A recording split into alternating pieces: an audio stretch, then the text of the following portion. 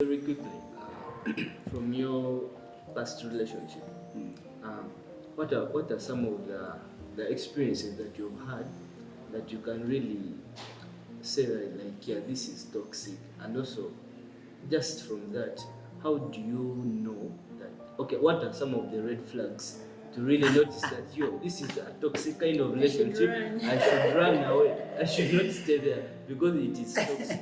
Talk to us. What are some of those red flags? I hope that's not my question, because if It's it's your mine, question, if it's my question, I want to pass it to the woman. Oh. Yeah, I think women understand red flags more than us men. Trust me, we don't. Personally, I think if toxic relationships doesn't really have to be with your guy, even your friends. Yeah. It can be a very toxic relationship, especially with women. Because no women talk a lot, and your friends influence a lot of your decisions. Yes. So, I think with that, sometimes you have to realize if you're, growing up.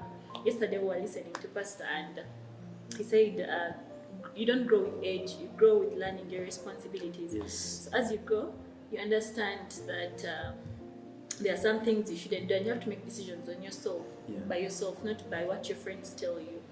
So I can't be in a relationship and all the time I ask my friends, oh my gosh, should I go? My guy is like this, should I do this? It's up to you, make your decision, grow up. So, yeah, you need to grow up. There's that part of growing up. I don't want to talk about. Yesterday, Dr. Grace put a very dangerous conversation on the MC live, but not just talking about that. I think before I give highlights, I want to pick up from her conversation that there's so much with men. Actually, I'm going to talk about from us men. okay. Even just relating with fellow men, we must seek deep within ourselves to actually know that, because first of all, relationships are about people, not about ourselves. True. So if I want to relate with William, it's about me knowing what are William's interests. Yeah. His How- interests, dislikes, what is basically who is he? Exactly. Yeah. And many of us don't want to invest our time into knowing another person. I think it's not exactly that with men. I think with men are not open. A guy keeps his problems to himself most of the time. There are things you can never know about a guy. This interview is definitely biased because we have two men against me.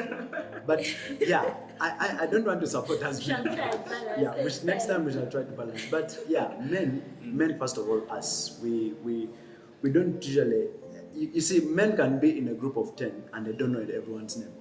They're calling boss, kaka, engineer.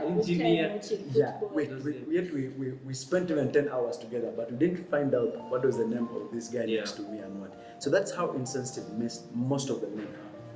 Yeah, so I think really that's the thing women have to work out, and that's why I think that thing for a healthy relationship is that you need to determine the kind of space and environment both of you are in. Yeah. Because you can be in an environment because you two can be in a healthy relationship and yet you're in a toxic environment. Yeah. And that's why the toxic That's relationship very comes true. in. Yeah, and that's why Because you're in a toxic environment. because you're in a toxic environment. I want you to look at this. What's the point? There's a story I like so much in the Bible. The story of Abraham and Lot. Okay. You see, when them, of course they prospered so much that they had so many animals and what. So there are men that began fighting. So Abraham was like, you know what, we can't fight over it. You choose where you want to go, and then I also choose. So fast forward, they chose, and then Lot chose to go to Sodom and Gomorrah, where he could look at Sodom and Gomorrah. But Lot was a righteous man, Yeah. just like his uncle, who? Abraham. But later on, when you read the next chapters, Lot was found in where? In Sodom and Gomorrah, because he put his house where he was looking at Sodom and Gomorrah. Because the environment, you can be righteous, but when your environment is toxic, it's done. It's like even us boys relating. It's a very good point. It's like you saying you're both of you are born again and you're going to a club to have a discussion. Like, what do you mean? But You're can going you to a discuss toxic it? place. You're going to a toxic place, You become toxic, and then you'll end up becoming toxic yourself. and you get into toxic slowly relationship. And slowly you actually become the real cause for a toxic relationship. So on that, what is your red flag to notice a toxic relationship that you would tell someone out there, like, if you see this red flag, that's a toxic relationship, like, run away. Run away. So I'm going to be very careful to talk about my previous experience, especially with a man a woman kind of situation. Yeah, but just like I think it was Pastor Quaker who quoted, he said that a man who is creative, there are very high chances that you may not see yourself in the room. You may have to look at and judge yourself based on other people's opinions. Okay. So what would I think as a red flag? First of all, if the person is not really having someone they're accountable to, for me that's the first red flag. Of course, there are non-negotiables. Like for instance, me, I'm born again. Okay. So if you're not born again, it's not even a red flag. It's a no-go zone area. Like it's already toxic relationship. it's already toxic itself. I can't. It's like, you know how they say, this is banned in this country. Yeah. Yeah. Like for you, you're banned in my world. We have nothing to really talk about. So like, what are you even talking what about? are you talking about? What are I saying? So for me, I think a toxic relationship. My first red flag is that does that person have someone they're accountable to? So so that when we're having issues, I have someone I can run to. Because we've been in situations where people have asked us questions. Like for instance, I'm in a relationship, and yet the person that they say they're accountable to does not know the details of the relationship. Wow. You feel that's already toxic.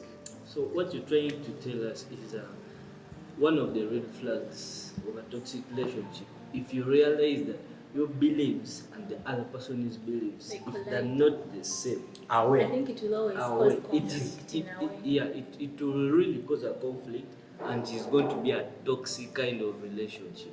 Yes. So if the beliefs are not the same, it's time to run away. Yes. Because the relationship is really going to be toxic. Yes. And it's like if you have to really look at life examples, like today life, people who are in relationship, this is something that I've really seen. They're having different kind of beliefs, and it's really becoming hard for them to really get into one point of agreement with each other. Yes. And that therefore makes it a really kind of toxic kind of relationship.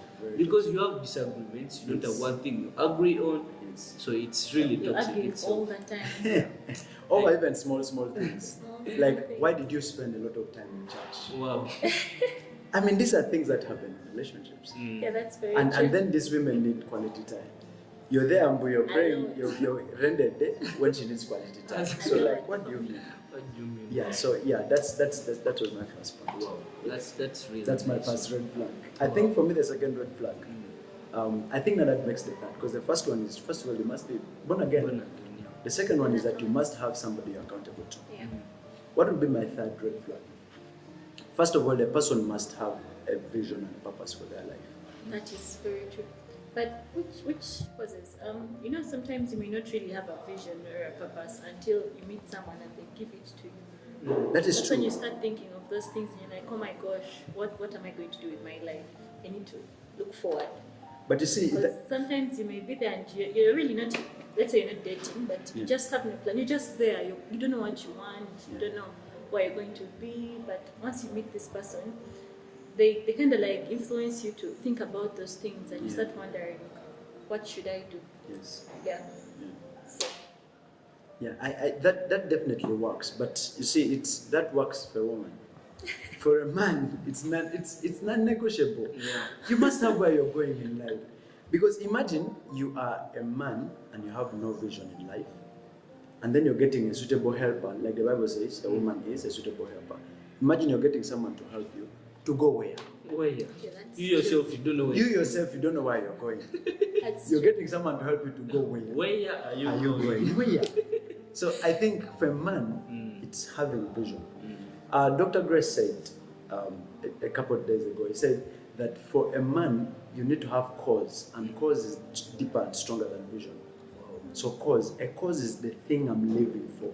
It's the thing that drives me, that drives my passion, that drives my energy. When I wake up, I'm thinking about it. It's a cause. So a cause somehow aligns my vision. So it's, for every man, there has to be a place that I'm going, that this is my direction. And I think also for women, this is a red flag for them. If you meet a man, it's a Kati, turn off. Omsaja, where is he going? He has nowhere he's going. Where like Olaga? What do you want to be? What do you want to be? You see. Like a turn off, actually. no, you see, well, let's not talk about it, honey. Let's talk about it later. It's already a red flag. So also for the ladies out there, if you really meet a man and he has nowhere, he has no picture of what life is like in the next 5 years, what does he want to become, and he has nothing of that kind, it's a red flag. It's waving at you like this, saying, "Run, run away, run away." Yeah, that's what for me I would consider. All right, our time is really up, and I just want to ask a quick question here.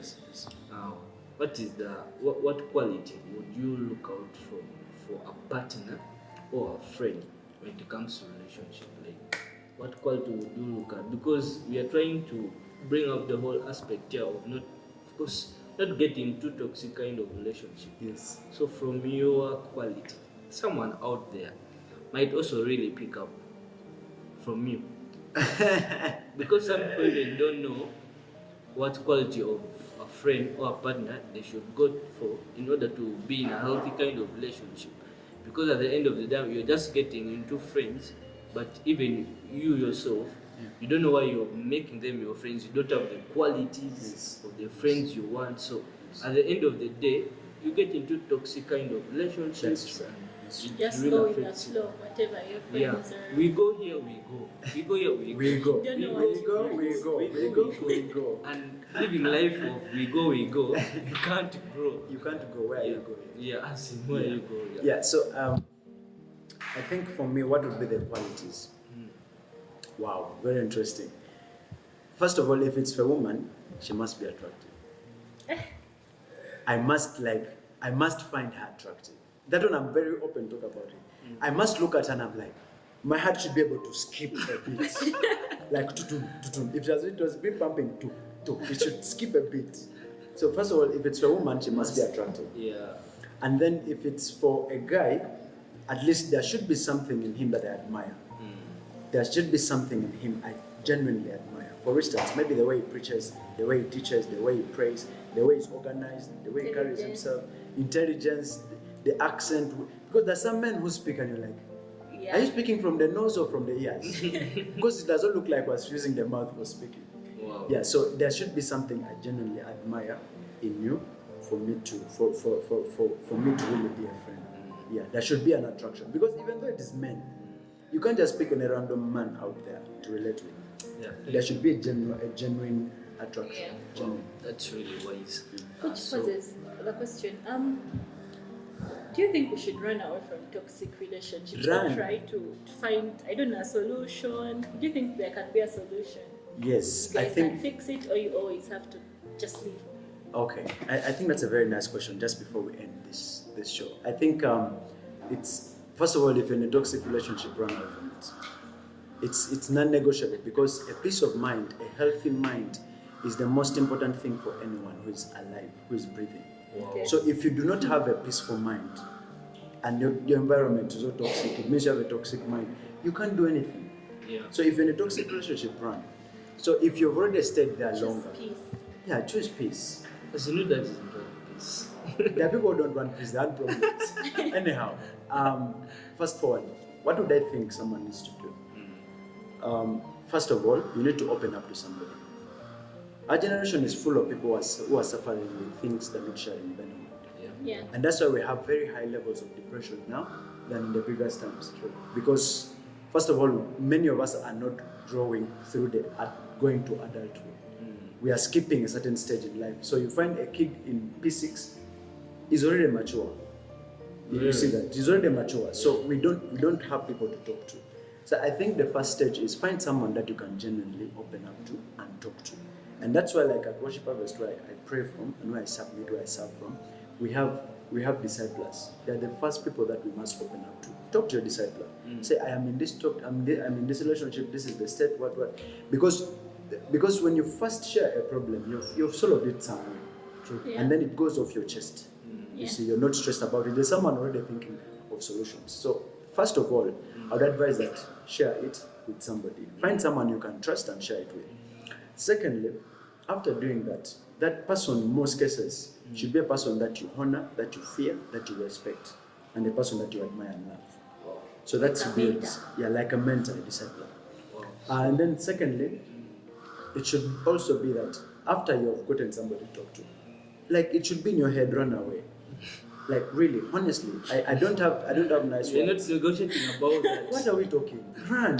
You're in a toxic relationship, just run away. But also, read. Read. I have people that I read their books, Be on Top, Be the Man on Top. That is by the husband to Pastor Bigby. Oh, Pastor Jerry. Pastor Jeremy. He has a book called Be on Top. The Man on Top. Yes, I think the man on Top. It's a good book to read for men out there. We also have books that Daddy Langer and Beatrice Langer have written from Bang Makere. There's so many books out there. I would also think that you need to seek knowledge. That would be the second thing. After you've opened up to somebody, seek knowledge. Read books, find out, evaluate yourself. Yeah, maybe someone has something to add. Very quickly, our time is up. So just want you to very quickly give us what relationship advice would you give to someone out there? Just very quickly. I think I would start with the toxic relationship, so that we end with a good part, right?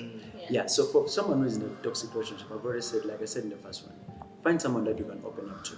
If it's a pastor, if it's your mentor, if it's your discipler, talk to them.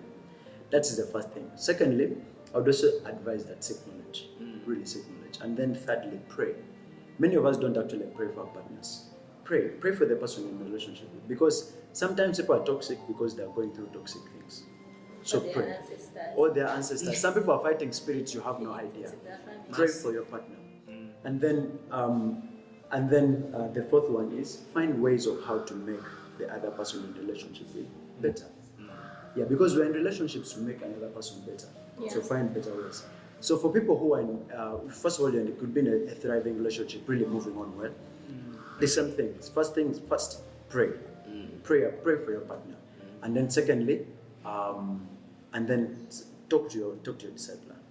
Yeah, talk to your discipler. Oh, thank you so much. Very fast, Nina. Maybe you have something to throw there before we wrap this show up, because we really come to a conclusion. Not far from what James has said. Toxic. I'm sure most of us have been in toxic relationships. Personally, I've been in one. Not really with a guy I'm dating. I feel like it's with friends. They probably hate it, but it's okay. So, yeah, sometimes these things, women, it affects us a lot. I think it mostly affects women because your friends really influence your life a lot. Women usually are open, we think with emotion. We talk to our friends, we tell them what's wrong with us, what, and your friends may not give you the best advice if you're in a toxic relationship with them, because you guys, first of all, you never resolve your issues and you finish. She may be smiling with you, but she has inner beef. She still has a grudge she's holding from a long time. Or she may act like she actually cares about you, but yet she doesn't. So you just never know. So if you realize you're in such a relationship, it's usually scary because you feel like you're going to leave them and you'll be alone, because you've been in that relationship probably for a long time, and we don't like to feel alone. No one does, but it's actually a good thing.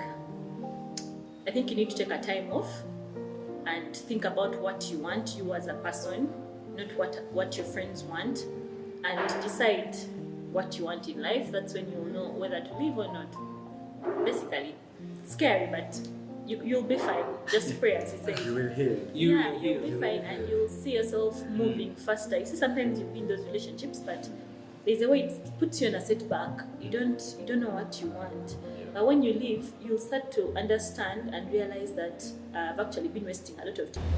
So we have come to the end of this show, and I want to really appreciate our guest for turning up for this thing and having this kind of conversation that is really so nice. So this is Love Notes with William Clarks, and I want to beg that just go out there, share the link with the person who needs to hear this, and subscribe to the channel and share the link. Let us know in the comment section, like, what's your mind, what do you think about this, and see you next time, and we love you all. So much. Peace out.